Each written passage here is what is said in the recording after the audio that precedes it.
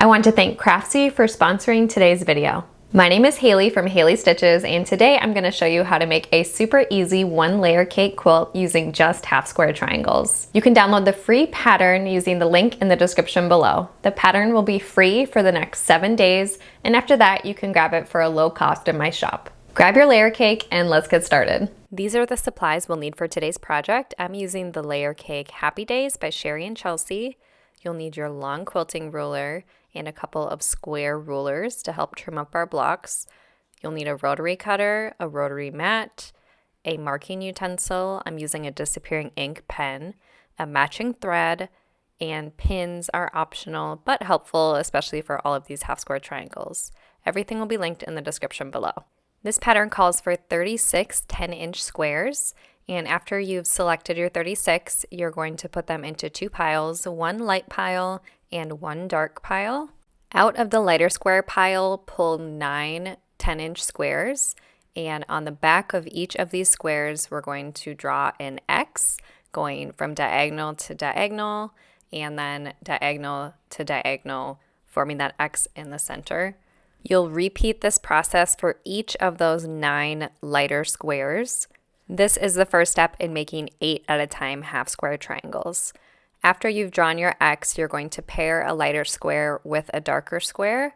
Double check that you're placing the squares right sides together, meaning that the pretty side of the fabric is touching the other pretty side of the fabric, and then sew a 1/4 inch away on either side of both marked lines, giving you a sewn X in the middle. So this is what our block looks like after it has been sewn, and now it is time to trim this up. So we're going to cut along both of those marked lines, and you don't have to move it in between. It actually is a lot easier if you keep everything exactly where it is and just shift your ruler. So we'll cut along both of those intersecting marked lines to get 4 pieces, and we want 8 pieces. So we have to make 2 additional cuts here to get 8 half square triangles. The first cut is going to be in the center going up and down.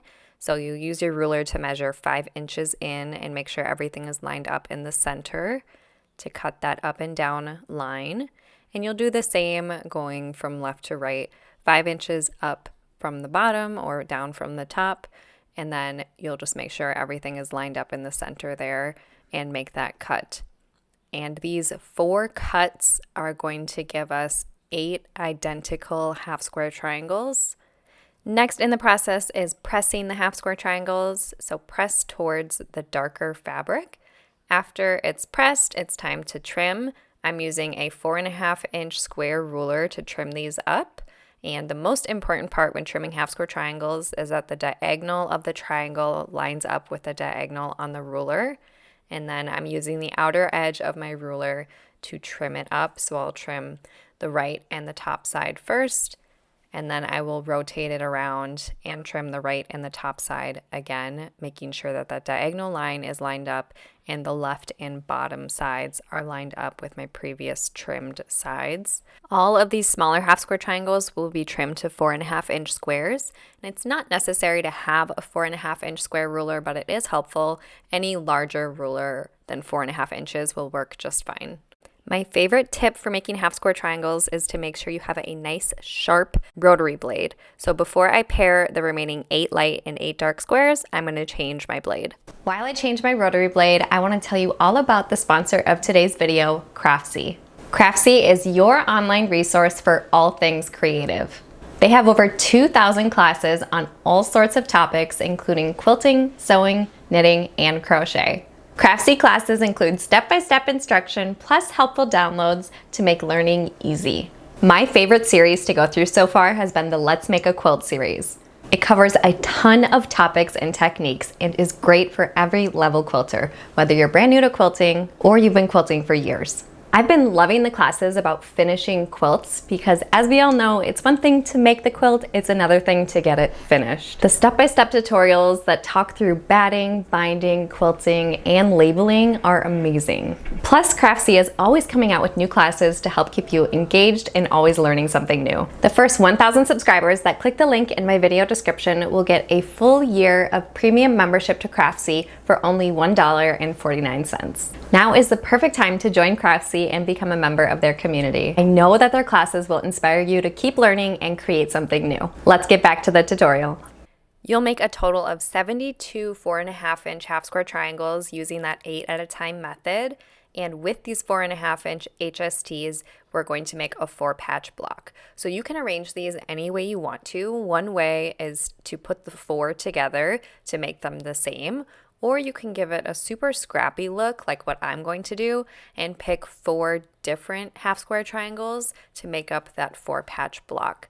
So I'm not going to worry too much about the placement. I'm going to try to make it really random and scrappy. The most important part is just making sure the darker square is on the bottom right.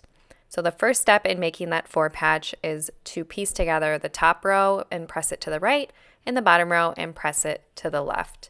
So this is what the rows look like after they're pieced together, and you'll notice that little gap there on the top. That is totally normal, and you'll notice that when you're piecing your half square triangles. That will disappear after you piece your rows together, as you can see here. Press the center seam open to help reduce bulk, and repeat this process to make all of your 4-patch blocks.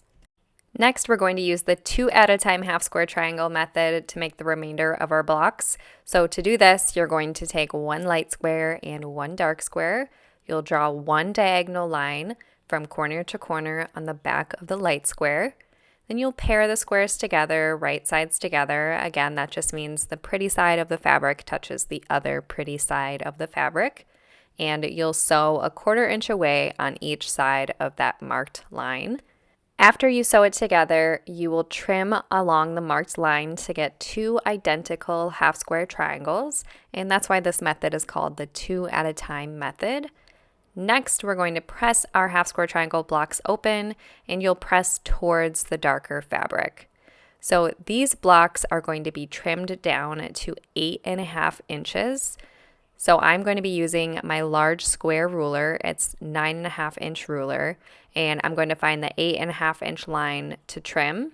Again, making sure that diagonal on the ruler matches the diagonal on the half square triangle. There is a little bit of fabric waste here, so if you want to, you can trim your 10-inch squares down before you piece, but those little pieces aren't really enough for me to keep, so I am just going to throw them away.